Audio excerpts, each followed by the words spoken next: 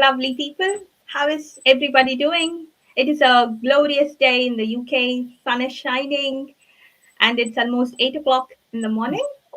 Thank you for tuning in on a Saturday.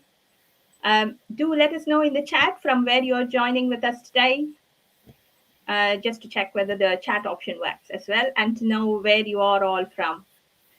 And post your comments, questions in the chat box, and we'll try our best to get them answered by our super awesome guest. A little bit about me before we get started. I'm Kiptya Ganesan. You can call me Kika. I have over 15 years of experience in IT, and I'm passionate about testing. Recently, I've started my public speaking journey. Hello. Yeah, and I'm super excited to be here to learn from the best and to hone my skills. This is also my first hosting session, so it is pretty special. And what an honor to have the Ioana Jongsma as my first guest. Hopefully, I have got that right, Ioana.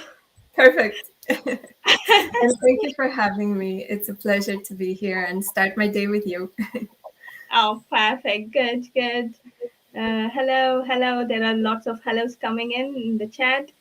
Okay, so going back to Ioana is the guru, the public speaking coach you need on your side. She has helped and trained so many speakers who have even delivered TED Talks, which is like a superlative level of public speaking. She writes about her experiences on speakercoachingdiaries.com and talks about in podcasts and shares her knowledge through various other channels too, like this one. So, hi Amla, hi Bharat, hi Ben. Keep it coming, you all. So, a warm welcome to you, Anna, from all of us. Uh, please say a few words about how much you love doing this and how it all started. Thank you so much. It's a joy to be here. And I see we have a truly global audience. This is fantastic. And to start, I'm going to say how much I appreciate what all the Super Voice contestants are doing. And I relate to this so much because it's also with a competition that my love story with public speaking first started. And I'll tell you all about that. But before, what you have to know is that in the country I come from, in Romania, when I was in school, public speaking was not associated with positive feelings at all. It was more like when you had done something wrong in school, your teacher made you stand up in front of the class, and then, either you had to say what you had prepared for the day, and maybe you hadn't always prepared, or they were, trying to get you off on the wrong foot. So it always came with a lot of anxiety, shame, fear of getting it wrong, of, punishment. And this is the emotional climate that I grew up in relation to public speaking. But luckily, I had my English teacher on my side, and I got to develop my speaking skills in her class, but she also encouraged us to do things outside of class. So at some point, there was a public speaking competition organized in my town. And I remember standing there, I think I was maybe 16. And I stood there and, I was shaking like head to toe, cold sweats, shaky voice, nausea, you name it, I had it. It was really, really stressful. And like the whole town was gathered, the kids with their teachers, with their parents, and everybody was listening in on all of the speeches. And I knew nothing about public speaking at the time. So I had my piece of paper, I had written something, and I actually read it to the audience.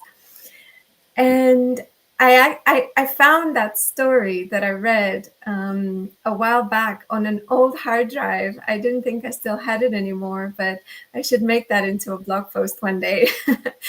Definitely. So I told this story of two twins that were joined at the hip. and something happens to one of them and their relationship changes. And by the end, everybody was clapping, and I didn't know what was going on. And at the end of the day, I found out that I got maximum score, and it just felt so good. I thought, oh, I want more of this. The not just the recognition, but the feeling that I could succeed at it. So I really, really loved it. And then I kind of forgot all about it until I finished high school. I started university, and I got into a completely random, apparently random job at the time, teaching presentation skills to companies. And then it was all about telling stories, because obviously the best presentations are, or many of the best presentations are told in story form or include some kind of story. And then it sent me back to that moment, and I thought, okay, yeah, this is for me. And I never thought, that day when I was standing there, shaking in front of my entire town, that I would end up one day working with TEDx speakers and keynotes and corporate presenters. But if I could look back and give myself a message, it would be that it's all going to be okay. So that's how I got here. Wow, wow. That's like, yeah, it looks like you turned a stone, isn't it? Especially having something negative associated to a particular event, and then trying it itself is a big achievement. And then coming out of it with flying colors, that's like a added cherry on the top. When I was growing up in India, that time I don't think there was like a shame or guilt associated with the actual event. It was more sought out. So if you are on the super awesome or the cream layer, you kind of like try it out. That means you're gutsy, you can go Yeah. out and do things. But again, everybody has got the stage fear. So yeah, even with that sort of social notion, going ahead and trying something like this is terrifying. But wow, well, good job. Yeah.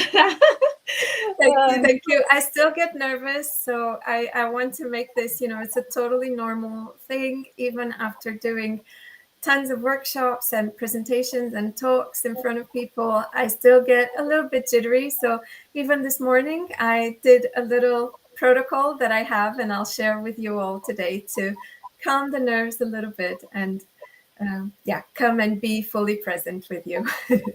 wow, that sounds awesome. We want to know the ritual. uh, Absolutely. yeah, and do write that blog post. I'd be interested to read how you crack that. I'll definitely do that. I still have that document, so I'll put it on the diaries. Perfect, perfect. So, audience, again, welcome. I'm seeing lots of good morning from London, Chennai, uh, wow, Malaysia. Okay, so keep it going from Vietnam. Hi, thank you. Thank you for joining. So keep it coming, and also put in your comments and questions on the chat. And we have got our wonderful Nitin, who is the co-founder, who is the founder of Synapse QA, helping us in the background. So if suppose I miss any of the questions, he would pick that up and pin it. So those get heard and seen, and we get an answer from our wonderful host. Um, Great.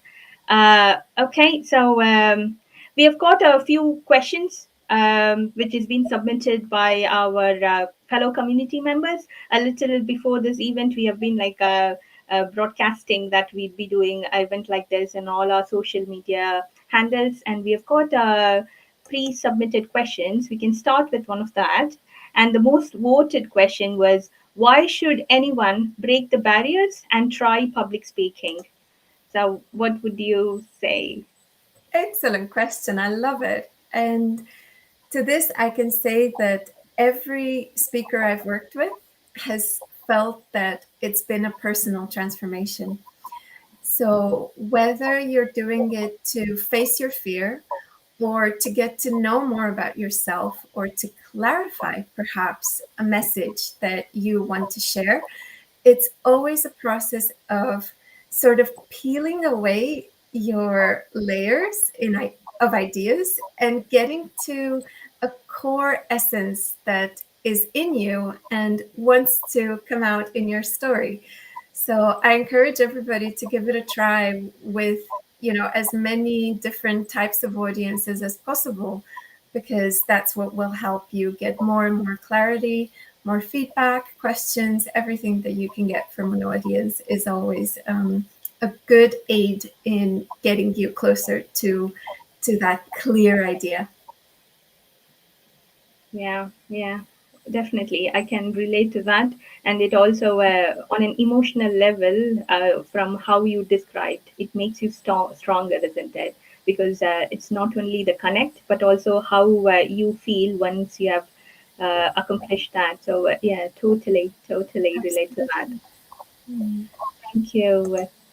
Okay, so the next one is how do we train our body and mind for public speaking? Brilliant. I love this question because there is no good delivery without both body and mind. So I'll share a bit from my practice with speakers, and I'll say that when we are ready with the content and we start working on delivery, there are two directions we go at it. One is memory. So we practice a lot of times because we want to feel really familiar, really comfortable with the content. So we could say this is a little bit to do with the mind. And to get the best out of our memory, we need to make sure we are well rested. Sleep is essential in memorizing a talk, even if you don't memorize it word for word, even if you just need to make sure you follow a flow.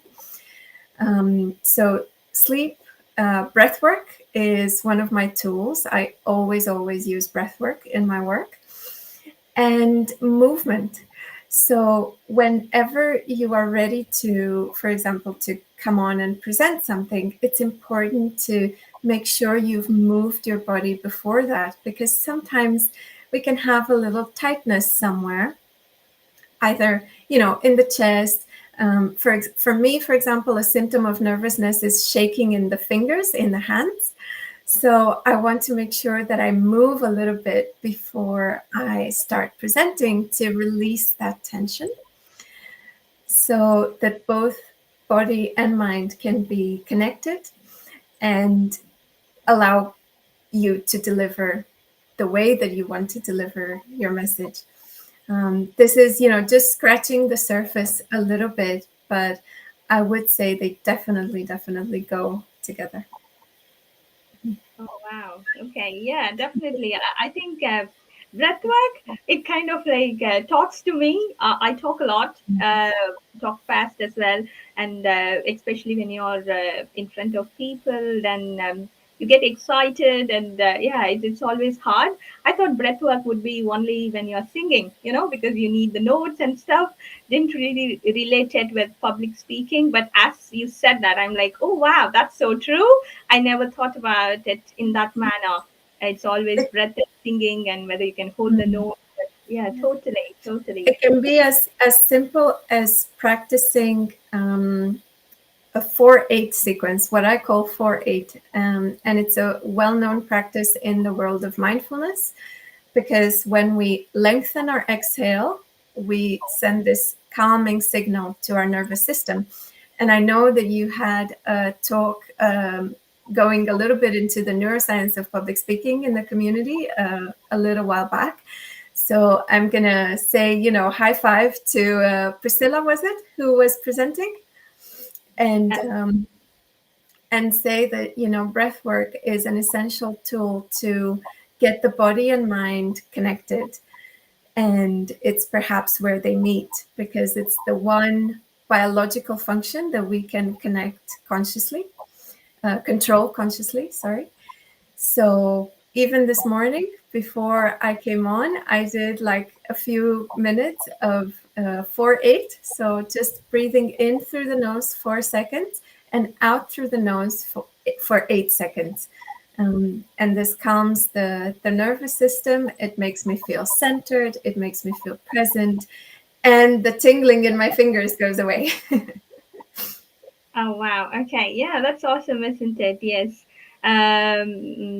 That's something which everybody could try. There is no need for special tools, and it becomes like you tend to be awake and conscious, and also Precisely. be And very discreet. You can do it anywhere. yeah. Nobody has to know. It's not an obvious thing. So it's a tool that we can employ even in the middle of a meeting when we get a little bit triggered, by something a colleague or one of our superiors has said. It's something we can just do very, very discreetly. Oh yeah, definitely, totally, 100%. And I was like, when you said about Priscilla's talk, and I'm like, oh wow, Iona looked at what Synapse QA is doing. Yeah, Priscilla Nice. is is our superstar core committee member in Synapse. So we are trying to encourage people to just start their public speaking journey. So yeah, Priscilla did a session 2 weeks ago about I think it's 2 weeks or probably 10 days ago about unleashing the speaker in you and sharing her sort of experience. And her one of the first slides was mind and body, the coordination, and how you can overcome that fear. So yeah, thank you, and check out us guys. Even Miona follows us.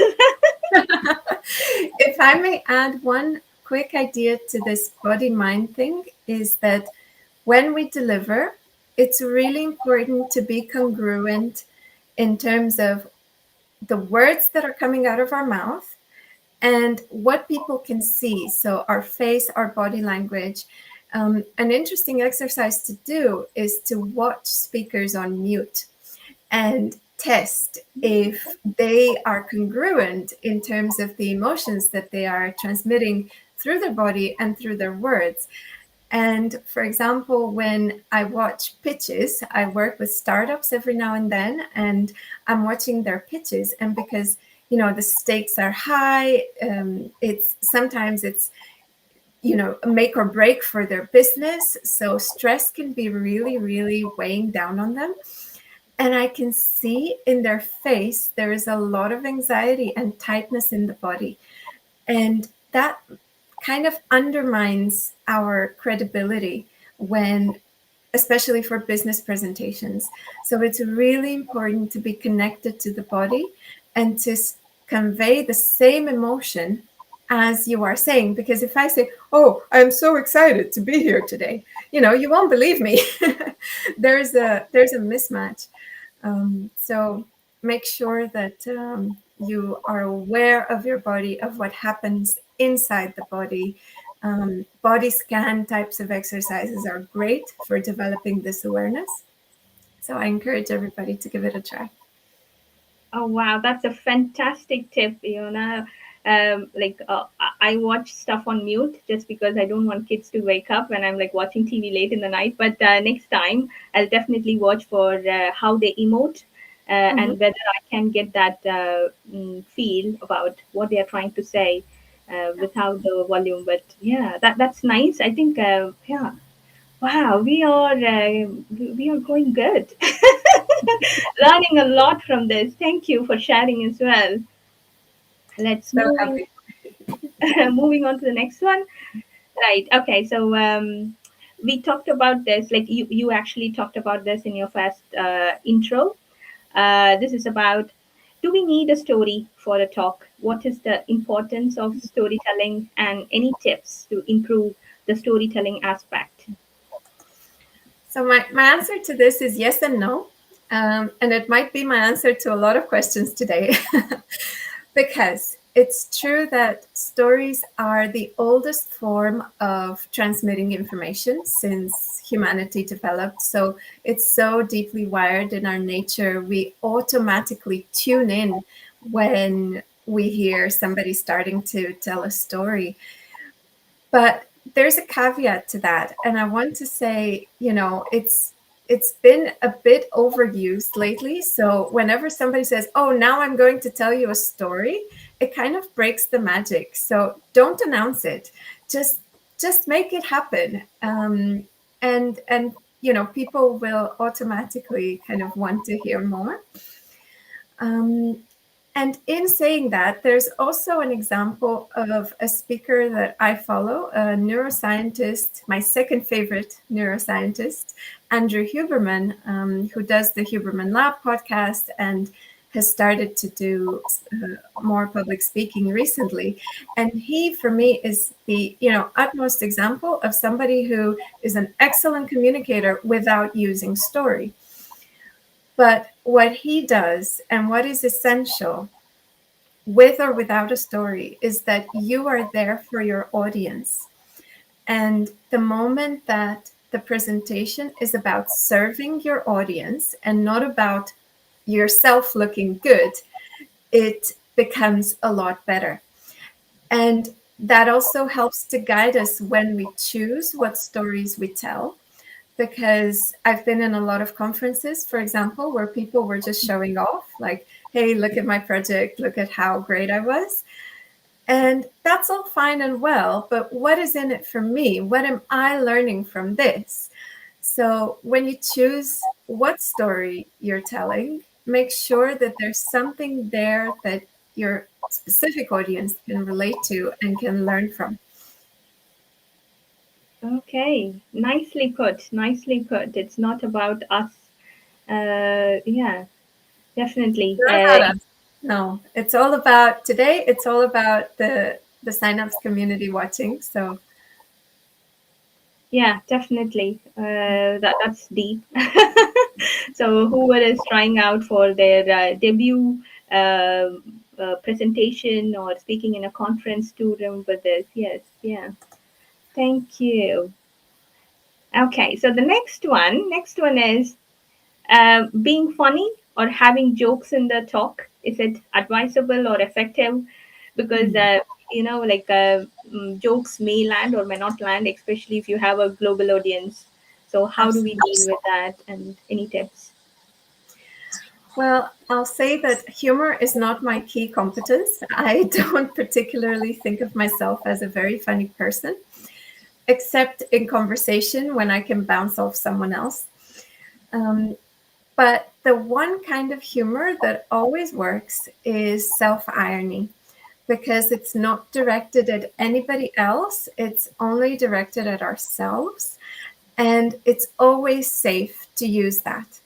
So if you're able to make a little joke about yourself, then you're in the right spot. And humor is a great skill to have, but you have to test it.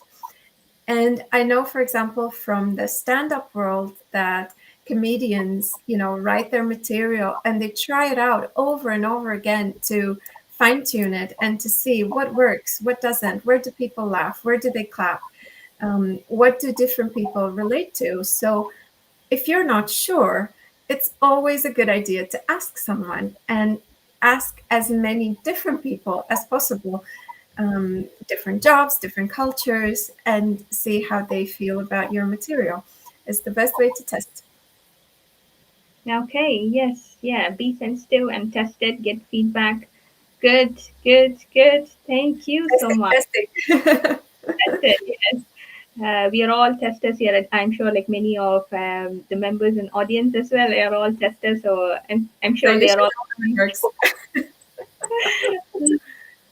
Okay, moving on to the next one.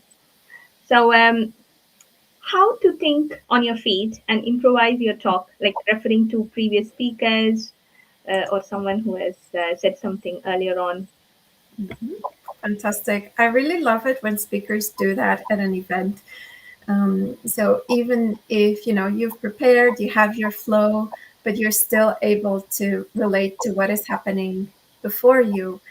Um, and the best way to make sure that you can do that is not what you're doing during your presentation, but what you've done before your presentation.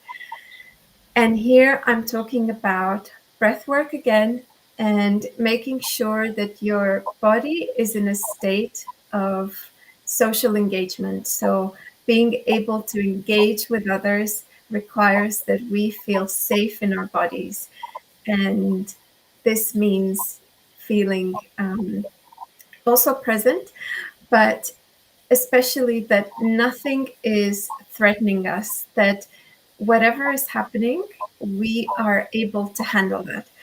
And it's not so much, self talk, although that can also help, but making sure that you have done everything that you could do. Yeah, you've done your best. Then you feel that everything that was in your power is covered. Um, Here, I'm going to refer to something David Rock coined, a researcher in neuroscience, and it's called the SCARF framework.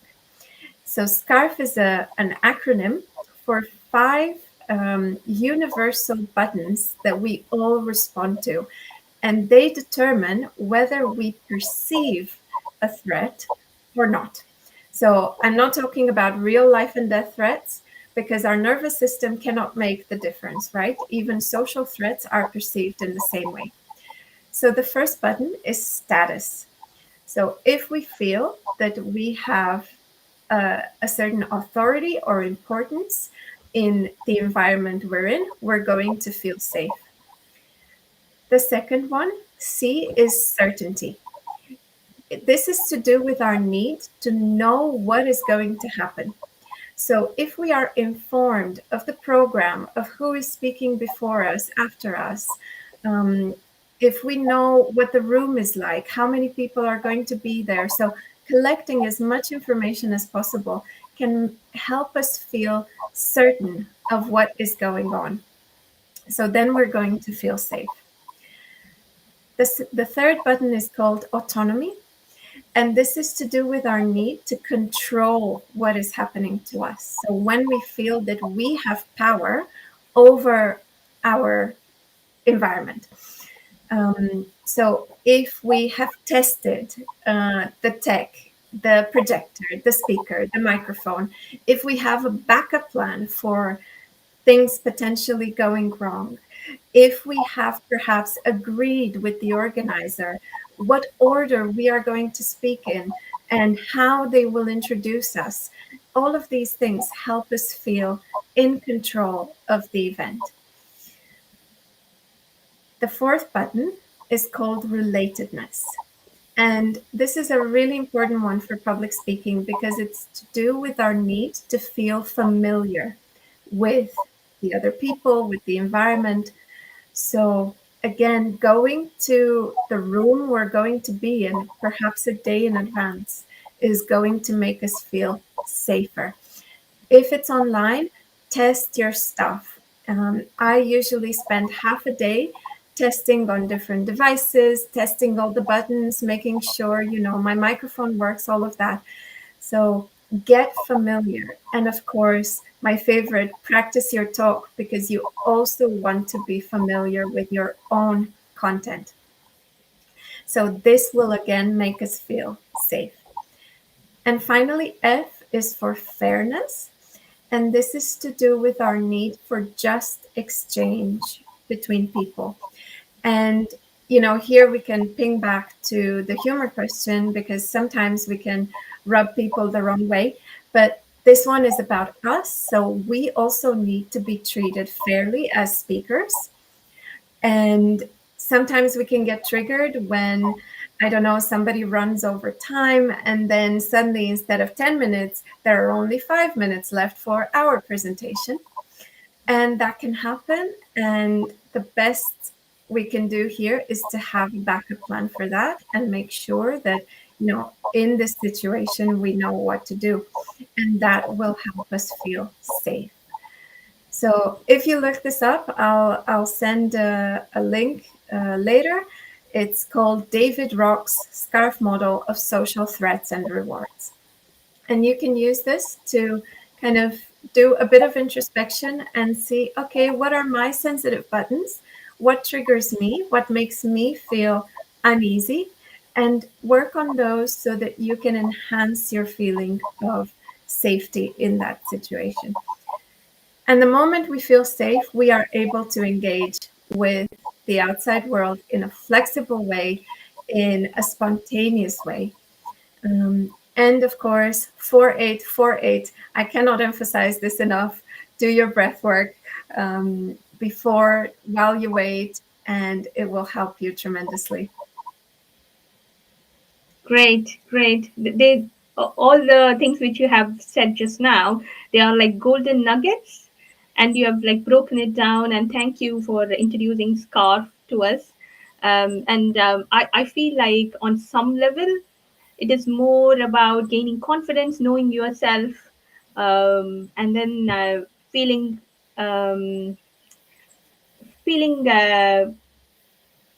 I should say discovering yourself, and then feeling safe in your own skin, because people don't really want to know their own self, and they project it as different personalities at different times. It Um, can be difficult, right? There can be many layers to peel away before we can actually put words to the things that make us feel stressed. But it's important to know this, that stress is always related to a feeling of unsafety. Something wrong will happen if I do or don't do something. So it's good to look at our triggers and to know what we can do about them, because very often it's 80% in the preparation, and that can help us so, so much when we're live in a presentation. yeah, definitely. In this uncertain world where anything can happen, not only just in public speaking, I think it's a good exercise to invest your time, invest yourself in the process, and to get results out of it, because I think you'd be a calmer person, more grounded as a result of it. Okay, cool. Wow, that was deep. Right, so the next one in the list is okay. So this one again ties back to the scarf model you just discussed. Um, what happens, or how do we treat situations where we have got a tricky time slot? Maybe you are the last talk of the day, or you have got the slot immediately after lunch, where people will be dozing off. So, how do you deal with those cases? Yeah, here we need to know that our energy is essential. So this is when people tend to be kind of in a low energy state in the room, right? So we need to lift them up to kind of compensate for that. And especially for the speaker who has the last slot, that's an essential moment. Um, and this is a tip for event organizers, because what we most remember is the beginning and the end of something, maybe a peak in the middle if there is one, but otherwise the beginning and the end of an event, or of a talk for that matter, will be the moments people remember best. So, if you want to have a successful event, make sure that your first and your last speakers are really, really good, because that's what the audience will remember. And for the speaker, that means, you can see it as a blessing or a curse, depending on how afraid of it you are. But it does require that we bring a bit more energy to the show. And to do that, you want to make sure that you are in the best condition, that you've had a good night's sleep, that you've moved and warmed up, that you're super well prepared, and that you are able to engage with the audience. And this is indeed tying back to feeling safe so that you can engage. And this can be in a number of different ways, either by, being very energetic with your body, so moving a lot, having a loud, strong voice, and especially having dynamics in the voice. That is very, very important, because nothing puts an audience to sleep better than a very even, level, monotone voice for the last talk. So bring your A game in terms of body language and voice if you're in the last slot. Yeah, totally, totally. That's like 100% true. uh, cool. It looks like we have got some audience questions. So Nitin is going to plug it in the chat here. Good. So that is Surya. Surya saying thank you for your question. So he's asking how much preparation goes for content. Okay. Okay, I have two answers to that: the ideal world and the real world. Um, and the ideal world perhaps is pretty close to what we do behind the scenes at TEDx Once, where I'm based. And there I'll say that we start preparation as early as 6 months before. And it doesn't always mean that content starts right away, but we do spend around 1 month, maybe 6 weeks, working on the content for a TEDx talk. And that will differ from speaker to speaker. Sometimes the wires can be very tangled, so we have to clean it up. Sometimes there are very many stories and we need to make decisions. And sometimes we're just working on fine tuning the language and getting, the right wording for the talk to be most memorable. So that all goes into the content. And I even know one speaker who, outside of preparing content, rehearsed her talk for 6 months every day. She was not mine, but I know of her. So I always give this example. But in the real world, we don't always have a month or 6 weeks or whatever to prepare the content. But I would say take at least 1 week to prepare, to draft ideas, to organize them, maybe clean it up. Maybe you'll have to, see if one story that you've chosen doesn't exactly serve the core idea. And then test with colleagues, with friends, and see if you need to fine tune anything before you have the final form of your talk. So those would be the two scenarios. Yeah, perfect, perfect. I feel like as I said, I recently started doing public speaking and stuff. So even for a 30-minute talk, average, I spend around 50 to 60 hours just from the idea inception.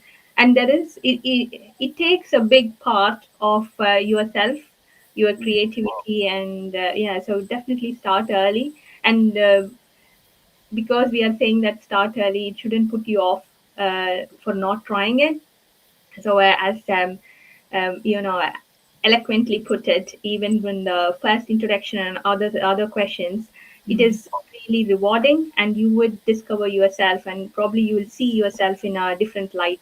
So it's worth your time, your life, and your investment as well, because there is so much to gain, not for the audience, but also for you as a person to move to the next level. For That's a lot sure. of realization.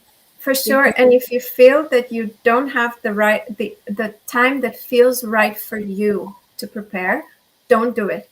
If you feel unprepared, if your boss says, "Hey, something came up in my diary, can you take over?"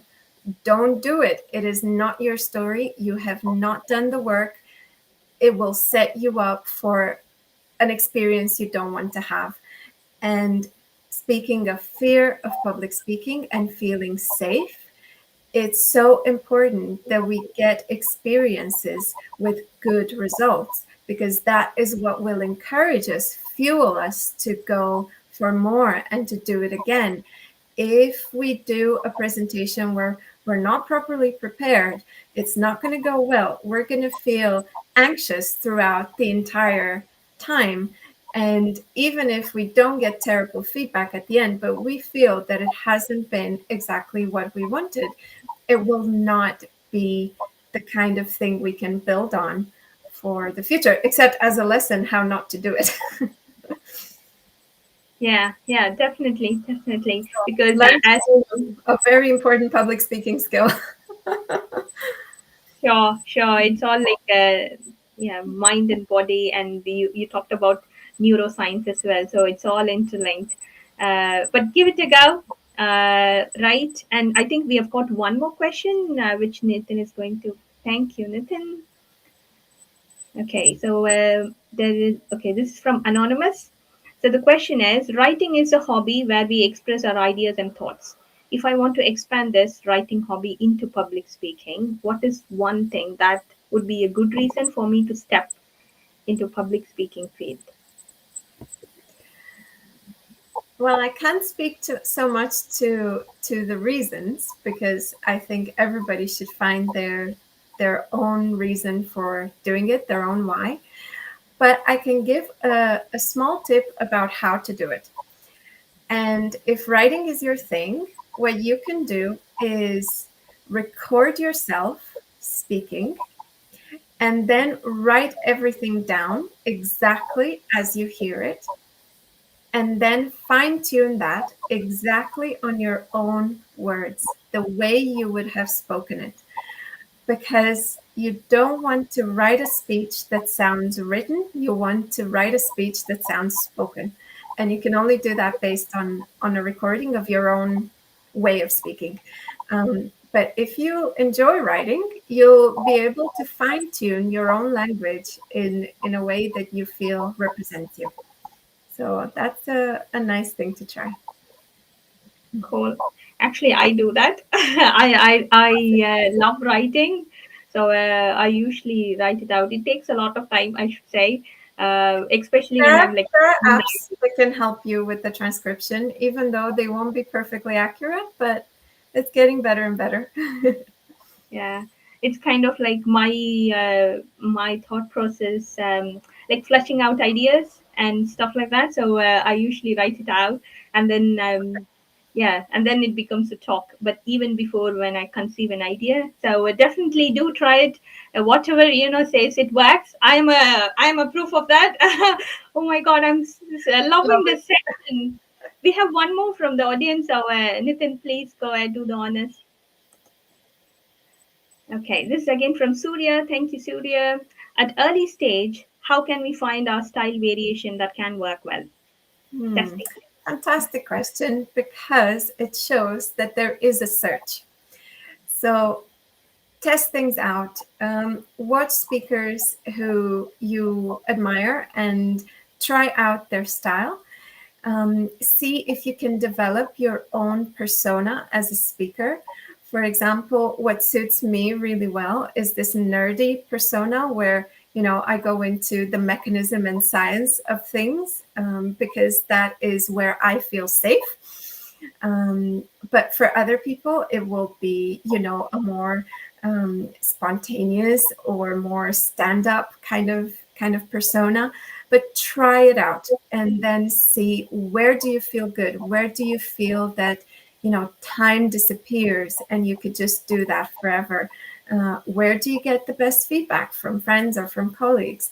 Testing, testing, testing is the way to do all of this.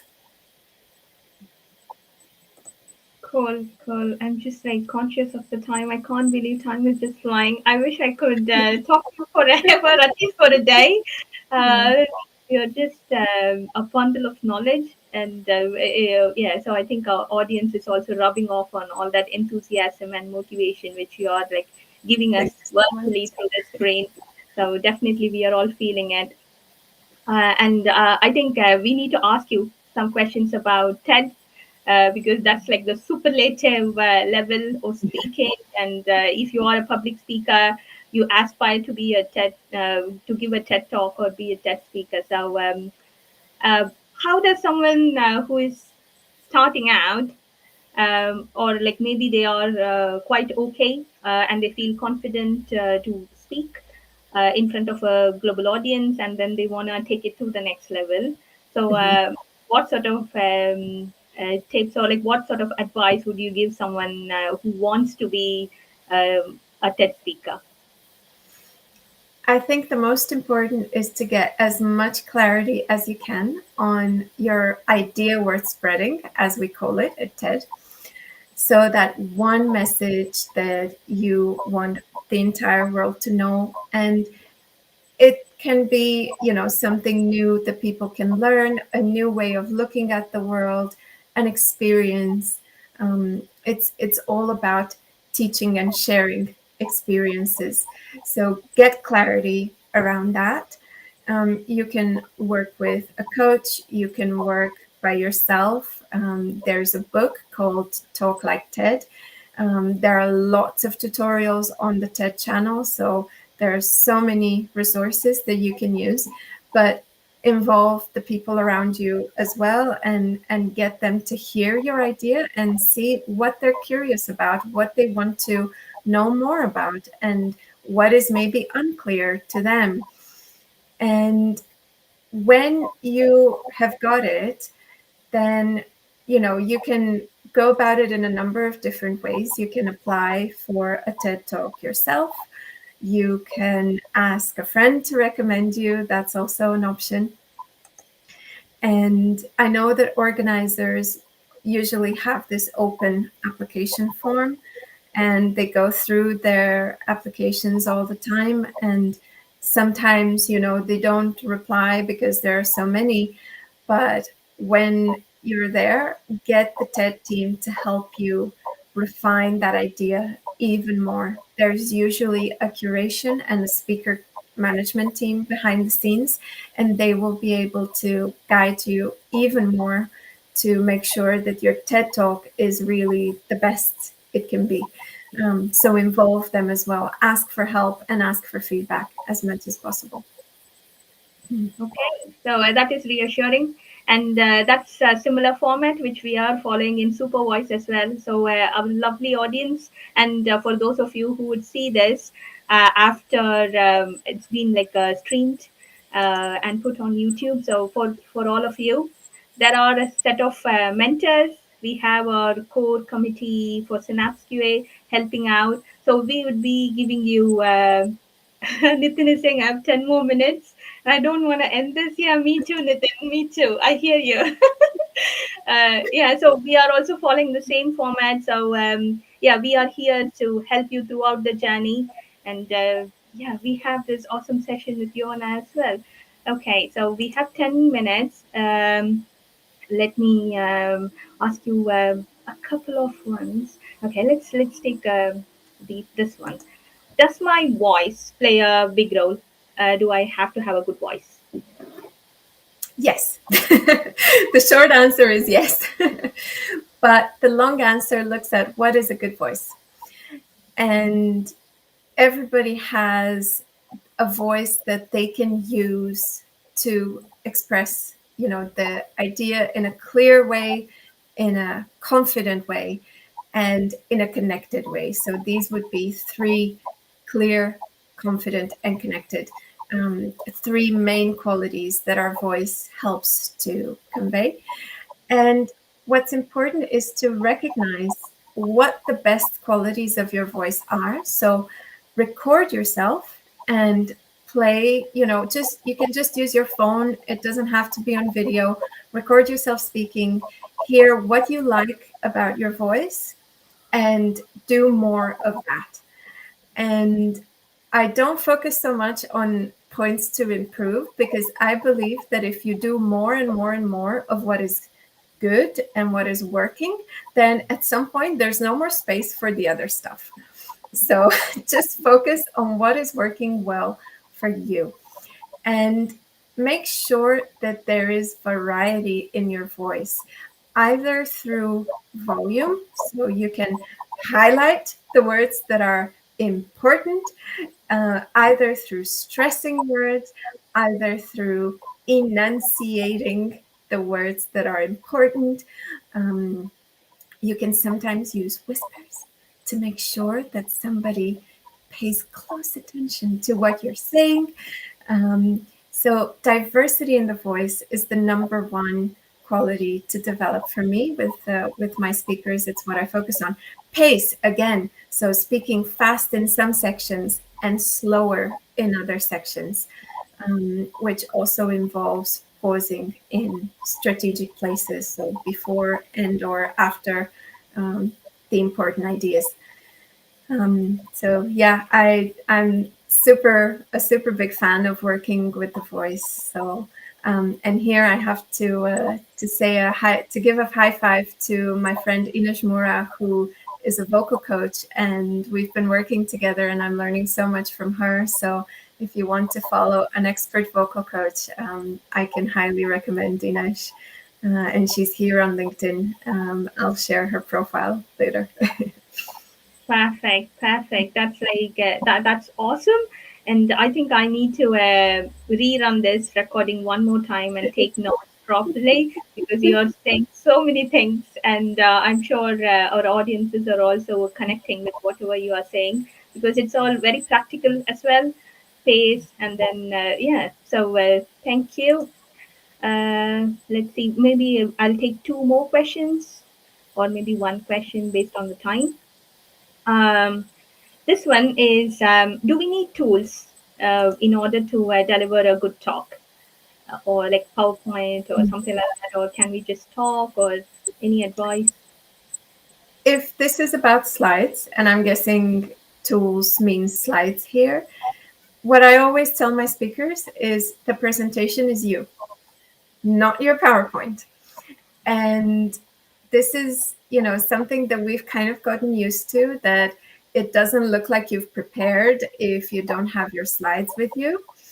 And here, I'm not sure what the format of Super Voice is, if people are supposed to have slides or not. Maybe you can tell us, Kika. It's No. pretty fluid. It's pretty, so you can use whatever you want. They can use Mm, props. They can even dress up as people. Like this is an antagonist, and then that's a yeah, protagonist. So you can do whatever you want. Role play. That's fantastic. all free. Fantastic. So, what I would say is use the tools that serve your story, that help you tell the story. If you are a firefighter talking about your work as a firefighter, come in a firefighter costume or bring something from your work. That is fine. But if you're not, if you don't feel like slides would necessarily add something, you don't have to do it. Everybody is only interested in what you are, what the story that you are telling. So slides can very often distract, for example, especially because we're tempted to look at the slides. So then we're talking to the slides, not to the audience. It's a very common thing. Even I get tempted to do that every now and then because I want to make sure that the right slide is showing, or, so it can be a distraction even for ourselves. So less is more in this case, unless you can bring something that really tells the story. Okay, okay, that's hard without slides, but I think we have to give it a try. Practice, practice, practice. Yes, definitely, definitely. So I think, that is one more audience question. I thought I'll wrap it up, but yeah, go on, Nitin, please. All good. Please. One last question from Ben. Yes, hi. Yes, please recommend us tips to sound more energetic when speaking. Yes, where do we get the energy? Drink coffee now. I wouldn't recommend coffee unless you're very, very well caffeine adapted, because it can help to increase the feeling of stress. It raises adrenaline in the body and increases our heart rate. And in a situation like public speaking, that is not what you want. So, the number one thing is to be relaxed in the body, because that is when we will be able to put energy out. If we're not relaxed in the body, and I mean physically, if we have, for example, that feeling of tight stomach or tight chest when we're speaking, the voice will be constricted. It's very much a product of our entire body and our emotional state. So, again, safety and ease are essential to achieve. And then I think another tricky thing is to get used to the sound of our voice in that way, because it can sound like forced or too much in the beginning when we're not used to hearing ourselves, speaking with a certain cadence and a certain volume in the voice. So practice at home, record yourself. It's the easiest tool that's always with you, right? And just play it back and get used to yourself sounding that way. And try out the microphone the day before. Really important. Yeah, definitely, definitely. I sometimes like when I talk, I record, but then also when I'm playing with kids and stuff, and you're taking video, and I'm like, wow, is that really me? Is that my voice? Can I touch that note? There you go. I'm excited, and like I don't hear it all the time. So yeah, and people probably are used to it, but you don't get used to what your modulations or your dynamics or how we react. So Absolutely. yeah. And move the body before you start presenting, so that on the one hand you release the muscle tension, but on the other hand you raise your own energy. I very often, for example, play music before I go on a I didn't do it today, but when I do workshops or when I'm behind the scenes somewhere backstage, I play music like really loud, and I kind of hop around a little bit to kind of put myself in that moment. Other people, I had a speaker once who really enjoyed CrossFit, so I had him do 20 push-ups and what do you call them, burpees and jumping jacks. So whatever floats your boat, whatever makes you feel on a high, um, barring substance use. Do that. And something I haven't mentioned before, but is really essential to our well being overall, is to get outside and get natural light as early in the day as possible, because that sets our biological clock, and it will make sure that we have this natural spike in cortisol, which is known as a stress hormone. But in the morning, we need that spike to become alert, so that we can kind of function properly throughout the day. So definitely take your morning light, especially the days leading up to your presentation. Okay, good, good, good. One of my mentors actually taught me about the power pose like this or something Yeah, like this, where you stretch your hands and then have a big smile just before you are in a big meeting or in a conference. You're going to do your talk or something like that. So the power pose works, and I've been like doing it ever since as well. So yeah. yeah. See, Cool, I'm cool. also power posing now, so like I'm taking space Yes, on the screen. Helps me to feel big. yes. Take a stance. Yeah, claim your share. Cool.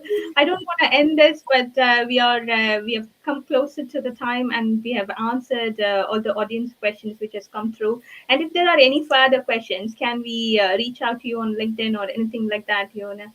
Absolutely. I'm very happy to keep answering questions. If people keep commenting on the live stream post, then I'll make sure that I answer. I might have to ask you anything for help in case I don't see questions, because I want to make sure I get to all the questions. Yeah, we can do that bit. That one is the easy bit. Answering them would be the hard bit. So we'll leave it to the experts. uh, cool. So thank you so much for your time, and I had a really, really, really lovely time. Thank you for making my first hosting session special too.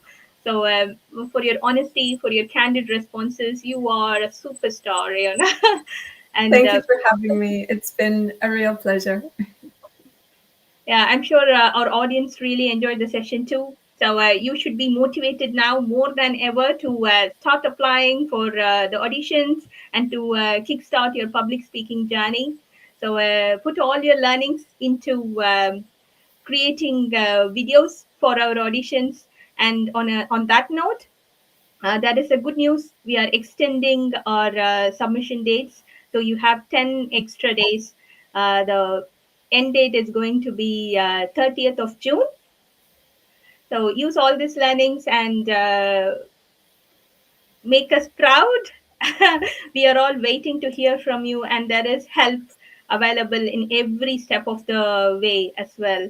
So yeah, so make use of this wonderful opportunity, and also look into this recording if you want to come back and learn about or refresh whatever you have learned today. And also Priscilla's talk on how she started her speaking journey, and also some tips about using tools, how to practice, rehearse. There are quite a few insights in her talk too. So just reach out to any of our Synapse QA members, or on our LinkedIn handles, or our Instagram, Facebook handles. So we are all available. We just want you to do your part, and we are ready to do our part. So thank you so much, Yana. Any final thoughts before you say bye bye? Best of luck to all the contestants. You'll have a great time and you'll get to learn something about yourselves. I'm sure of that. So enjoy. Perfect. Thank you. So that's over and out from Kika. Thank you, Nitin, for helping us throughout. And thank you, lovely audience. Have a fabulous weekend and enjoy your day. Bye bye.